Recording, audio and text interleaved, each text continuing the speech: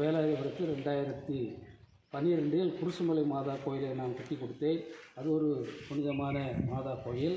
அதைத் தொடர்ந்து எனக்கு நிறைய மாதா மேலும் இயேசுவின் மேலும் பக்தி இருந்ததால் என்னுடைய இடத்தில் 2020 புனித திருச்செல்லுவை ஆலயத்தை தகர செட்டு மூலம் கோயில் அமைத்தேன். அந்த கோயிலை கடந்த ஆண்டு வரை ஆயராக இருந்த அந்தோணிசாமி ஆண்டகை அவர்கள் மத்தித்து திறந்து வைத்தார்கள். அதன் பிற்பாடு 2023 17/9/23 இயேசுவின் திருப்பாடுகளின் ஆலயத்தில் பெரிய சிலுவை சுமந்த ஆண்டவர் சுருவத்தை நிறுவினேன்.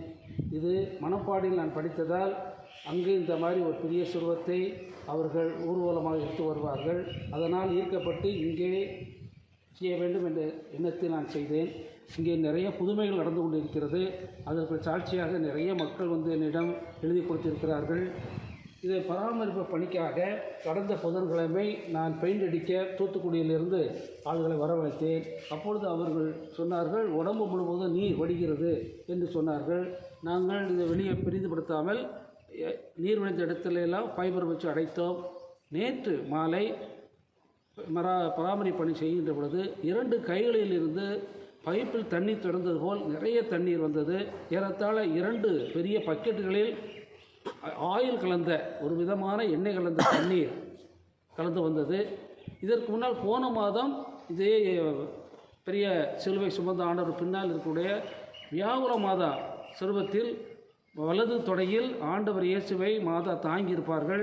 அவளுடைய கை இயேசுவினுடைய கை மாதாவுடைய வலது தோளில் கிடந்து கீழே வந்த உடம்போடு ஒட்டி இருக்கும். அந்த கையில் பெருவிரலில் ஒரு நீர் வடிந்திருக்கிறது பெருவழியிலிருந்து. இதெல்லாம் இந்த இடத்தில் இருக்கக்கூடிய ஆச்சரியத்தையும் பெரிய புதுமையாக கொடுக்கிறது. நிறைய மக்கள் வருகிறார்கள். ஒவ்வொரு மாதம் 3வது சனிக்கிழமையும் இங்கே திருப்பலி, சிறப்பு திருப்பலியும் அதைத் தொடர்ந்து தீவியனருக்கான ஆசிரியர் நடைபெறுகிறது.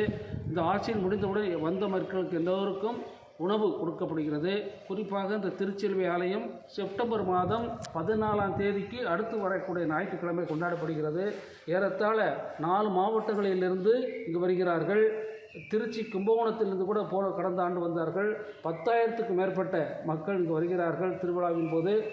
கடந்த ஆண்டு இந்த திருவிழாவுக்கு தலைமையேற்று திருப்பலி ஆற்றியவர்கள் மதுரை பேராயர் அந்தோணிசாமி ஆண்டகை அவர்கள். இன்று 3வது சனிக்கிழமை கெபி மாதா லூர்து மாதா கெபி திருவிழா நடைபெறுகிறது. இதில் 7 அருட்தந்தையர்கள் கலந்து கொள்கிறார்கள். ஏறத்தாழ 800 மக்கள் கலந்து கொள்வார்கள். மாதா சுருவத்தை ஊர்வலமாக நாங்கள் 8 மாதா தாங்கிய சப்பரத்தை எடுத்து செல்வோம். எல்லோரும் மெழுகுதிரியை பிடித்திருப்பார்கள். இந்த நாளில் பிரான்ஸ்